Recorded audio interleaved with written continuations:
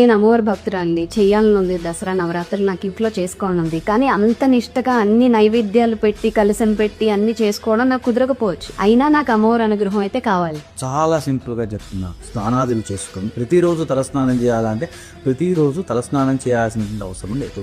మొదటి రోజు చేయండి, మళ్ళీ లాస్ట్ విజయదశమి రోజు చేసుకోండి. ఆ రోజు పండగ కదా. ఆరోగ్యకరమైనటువంటి ఇబ్బందులు ఉన్నాయనుకోండి, అసలు అది కూడా అవసరం లేదు. అమ్మవారు నువ్వు తలస్నానం చేసావు లేదో చూడదు. చక్కటి ఉతికినటువంటి బట్టలు కట్టుకుని దీపం వెలిగించు. దీపం ఎందుకంటే దీపం జ్యోతి పరం బ్రహ్మ అని చెప్పారు. త్రిమూర్తులు ఉన్నారు దీపస్వరూపంలో. కాబట్టి దీపం ఒక్కటి వెలిగించుకొని కూర్చొని మేము సంకల్పం అంటే సంకల్పం సాంస్క్రిట్ లో ఉంటుంది కదండి, మాకు రాదు అంటే తెలుగులో చెప్పుకొని పేరు నక్షత్రం పోతాం. భక్తితో అమ్మన ప్రసాద్ కలుసు. ఓం శ్రీమాత్రే నమః 108 జపం చేసి, అలాగే లక్ష్మీదేవి లక్ష్మీ అష్టకం ఉండు 4 సార్లు చదువు. ఇవాళ మేము ఇంట్లో ఏ ప్రసాదం చేయలేదండి, పండు అయినా పర్వాలేదు, అది కూడా లేకపోతే ఖర్జూరం అయినా పర్వాలేదు, అది కూడా లేకపోతే కిస్మిస్లైనా పర్వాలేదు, అసలు చూపించి అమ్మవారికి. ఎందుకంటే అమ్మవారి శక్తి అంత, అంటే ఆ వీక్షణం ద్వారా దేవత ప్రసాదాన్ని గ్రహిస్తుంది. మళ్ళా కూర్చొని తెలుసు దేవత నైవేద్యం సమర్పయామి అంటే మనం, అంటే అందుకే విగ్రహం ముందు పెట్టి మనం చూపిస్తాం. ఈ చూపించటం అంటే ఏమిటండి, అమ్మ దృష్టితోటి పదార్థంలో ఉన్న సారాన్ని లాగేస్తుంది.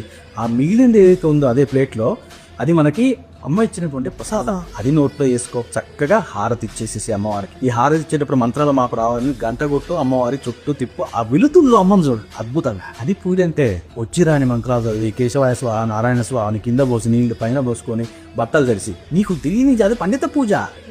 ఈ జంజాటము వద్దు.